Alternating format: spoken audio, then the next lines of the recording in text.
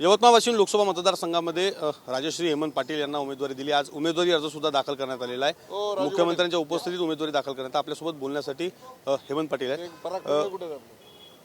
लोकसभा हिंगोली लोकसभा मतदारसंघातून तुमचा पत्ता कट केल्यानंतर या ठिकाणी राजश्री ताईंना उमेदवारी देण्यात आली। काही खुशी काही गम असं वातावरण?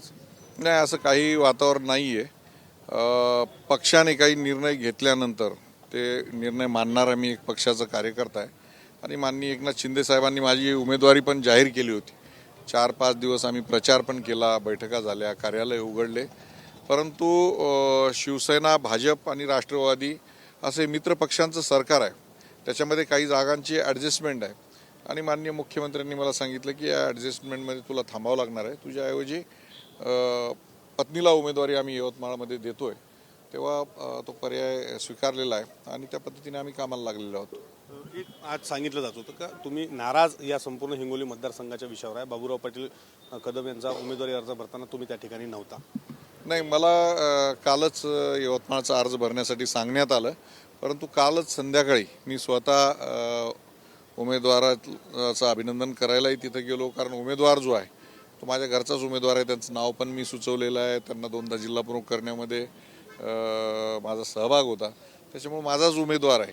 मी जरी तिथं नसलो तरी माझी पूर्ण यंत्रणा तिथं काम करत होती। मी जे काय ऑफिसेस उघडले ते ऑफिसेस त्यांना देण्यात आलेले आहेत आणि अशी कुठल्याही प्रकारची नाराजी नाही, पूर्ण ताकदीने हिंगोलीमधला पण उमेदवार निवडून आणू आणि यवतमाळमधला पण उमेदवार निवडून आणू। आज भावना गवडी दोन्ही कार्यक्रमाला नव्हत्या, सभेच्या ठिकाणी नव्हत्या, अर्ज भरायला नव्हत्या, त्यांची नाराजी ही नाराजी दूर केली जाईल? बघा, निश्चित आहे, भावनाताई असतील किंवा मी असेल, आम्ही गेल्या अनेक वर्षापासून सामाजिक राजकीय जीवनामध्ये काम करत आहोत, राजकीय पदं भूषवलेली आहेत आणि असं असताना एखाद्याची उमेदवारी न मिळणं हा एक थोडासा जरा याचा क्लेश माणसाला होत असतो। ते दुःख सगळ्यांनाच असतं। मी स्वतःहून ताईंना फोन केले होते, त्यांनाही विनंती केली होती, परंतु आमची जी काही उमेदवारी आहे ती वेगळ्या पार्श्वभूमीवर याची जाणीवसुद्धा त्यांना आहे आणि निश्चित 1-2 दिवसामध्ये त्या प्रचारामध्ये सहभागी होतील।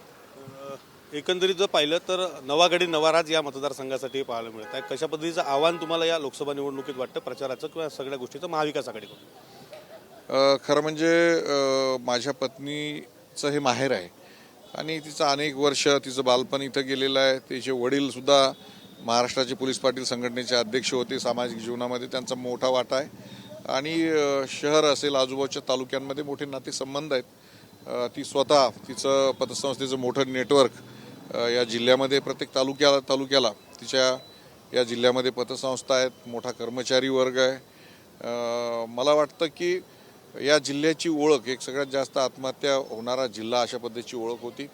हा कापूस पिकवणारा हा बेल्ट आहे आणि त्या काळामध्ये इथून मँचेस्टरला कापूस जात होता। इंग्रजांनी या भूमीची ताकद ही ओळखलेली होती। दुर्दैवानं त्या पद्धतीचं डेव्हलपमेंट इथं होऊ शकलेलं नाही। जो काही स्थानिक कास्तकार आहे, शेतकरी आहे, हा मोठा कापूस पिकवणारा असताना सुद्धा मला वाटतं की चांगल्या चालणाऱ्या सूतगिरण्या या भागामध्ये नाही आणि आपल्याला माहीत आहे की आम्ही बेरोजगारीसाठी काम करणारे माणसं आहोत। कैलासवासी वसंतराव नाईकांनी विदर्भातला उभा केलेला पहिला साखर कारखाना असेल पोफाळीचा, तो कारखाना 8 वर्ष बंद होता, तो मागच्या वर्षीपासून आम्ही चालू केलेला आहे। एवढंच नाही तर मराठवाडा विदर्भात सगळ्यात जास्त भाव आम्ही दिलेला आहे।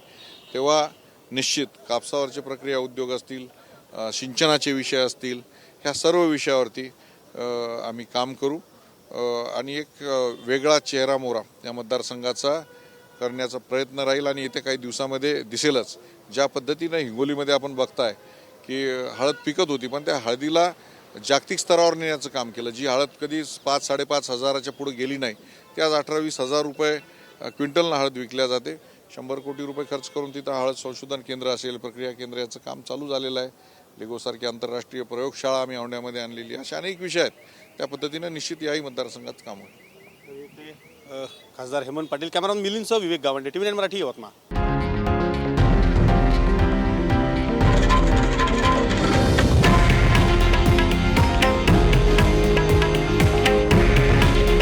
हे आहे देशातील नंबर 1 न्यूज नेटवर्क आणि आपण पाहत आहात TV9 मराठी।